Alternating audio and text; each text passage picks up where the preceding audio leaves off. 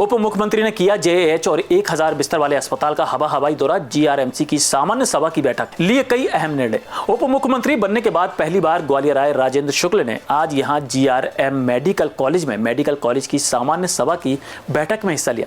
इस बैठक में कई अहम मुद्दों पर चर्चा हुई। दरअसल उप मुख्यमंत्री राजेंद्र शुक्ल आज सुबह ट्रेन से ग्वालियर आए और यहां से सर्किट हाउस पहुंचे। उन्हें यहां जयराम गैस अस्पताल और 1000 बिस्तर वाले अस्पताल का भी निरीक्षण करना था, लेकिन उन्होंने हवाई निरीक्षण यानी अपनी कार में बैठे बैठे ही दोनों अस्पतालों का चक्कर लगाकर औपचारिकता पूरी कर ली। बैठक में क्या निर्णय लिए गए, इस बारे में उन्होंने यह कहते हुए कोई भी जवाब देने से इनकार कर दिया कि बैठक में जो हुआ उसकी जानकारी पीआरओ देगा।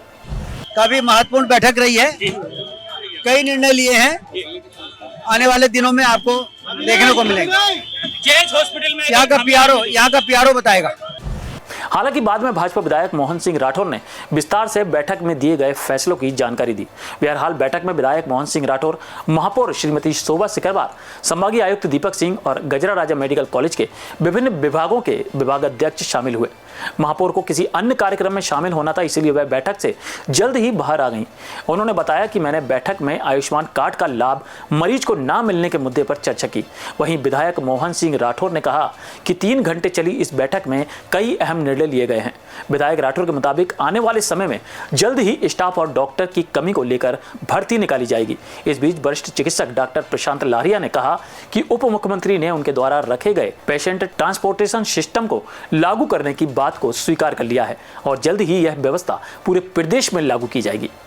अभी तो बैठक चल रही है। मुझे एक्चुअली मैं नगर निगम में अनुकंपा नियुक्ति पत्र देने जाना था, इसलिए मैं बीच में ही बैठक छोड़ के आ गई हूँ और अभी चर्चा चल रही है और माननीय उप मुख्यमंत्री राजेंद्र शुक्ल जी के द्वारा ये बैठक ली जा रही है।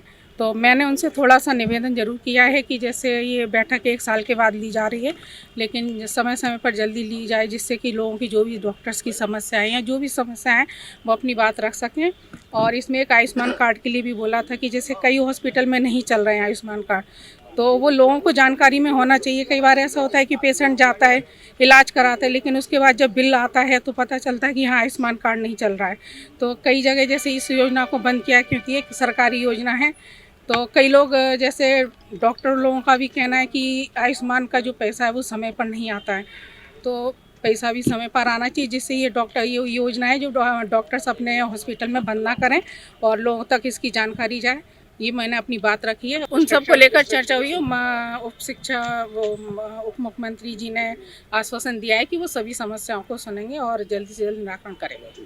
हॉस्पिटल की जो व्यवस्थाएं हैं उन व्यवस्थाओं पर चर्चा हुई है और ऐसी तमाम सारी चीज़ें हैं जो जिनकी परेशानी की वजह से स्टाफ है, नर्सेज हैं, तमाम सारा स्टाफ है जिसकी वजह से सफाई कर्मचारी हैं जो कम थे, जिनकी वजह से परेशानी आ रही थी, उन सब की आज सहमति बनी है और उस पर जल्दी से जल्दी उस पर विज्ञापन निकल कर भर्ती करें। और मैं माननीय मंत्री जी का बहुत बहुत धन्यवाद करता हूँ, उप मुख्यमंत्री जी का, कि उन्होंने 2-2.5 घंटे तक ग्वालियर के एक हॉस्पिटल की एक समस्याओं के ऊपर बातचीत की है और उसके हल निकाले हैं।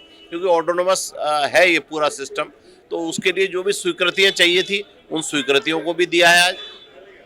जिन दिक्कतों की वजह से, क्योंकि 1 साल बाद ये मीटिंग हुई है, इस 1 साल के अंदर बहुत कुछ बदला है इस ग्वालियर में। ये हॉस्पिटल बना है 1000 बेड का, स्टाफ की कमी है, उन सारी कमियों को पूरा करने के लिए आज मीटिंग थी और वो करीब मैं समझता हूँ कि बहुत जल्दी पूरा। देखिए ये दौरा है इनकी समस्याओं जो थी उनको समाप्त करने का, कोई हवाई दौरा नहीं है। माननीय उप मुख्यमंत्री जी ने यहाँ पूरी तरह से बैठ के सारी समस्याओं पे बात की है और बहुत जल्दी ग्वालियर में आपको उसके परिणाम देखने को मिले।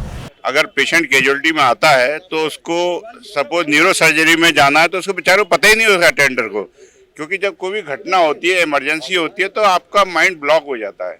तो ऐसे में अगर पेशेंट ट्रांसपोर्ट सिस्टम को अपन डेवलप करेंगे, पूरा विभाग ही बनाना चाहिए इसमें। आप आज मेदांता जाएँ, अपोलो जाएँ, वहाँ पर पेशेंट ट्रांसपोर्ट सिस्टम होता है कि आप जैसे पहुँचे तो आपको पेशेंट में न्यूरो सर्जरी गायनी पहुँचाने के लिए आपके पास 2 आदमी होते हैं, गाड़ी होती है, उनकी खुद की होती है हॉस्पिटल्स की। ऐसा नहीं कि मरीज का टेंडर बेचारे दौड़े चले जा रहे हैं, उन्हें पता ही नहीं है, रात से वही पेशेंट मर गया, वो बेचारे रोते जा रहे हैं, दौड़ते जा रहे हैं। तो इस सिस्टम को अपने सुधारना चाहिए। आने वाले समय के लिए बहुत ज़रूरत है इन चीज़ों की, क्योंकि अपन ये बात करते हैं कि पेशेंट मरना नहीं चाहिए, गोल्डन आवर में 6 आवर्स में उसको बचा लेना चाहिए अपने को। इन सब व्यवस्था को देखते हुए शासन को एक पूरा ट्रांसपोर्ट सिस्टम बनाना चाहिए मैं ग्वालियर की ही बात नहीं कर रहा हूँ, मैं मध्य प्रदेश के सारे हॉस्पिटल्स में सिस्टम बनाने की बात कर रहा हूँ। उन्होंने इस प्रस्ताव को बहुत अच्छे से माना और 4 बार अपने सारे अधिकारियों को बोला कि आप इस ट्रांसपोर्ट सिस्टम को आप लागू करें और जल्दी मुझे इन्फॉर्म करें विद इन 3 मंथ्स। देश दुनिया की सभी खबरें देखने के लिए जुड़े रहिए आचरण न्यूज से। आचरण न्यूज, हर कदम आपके साथ।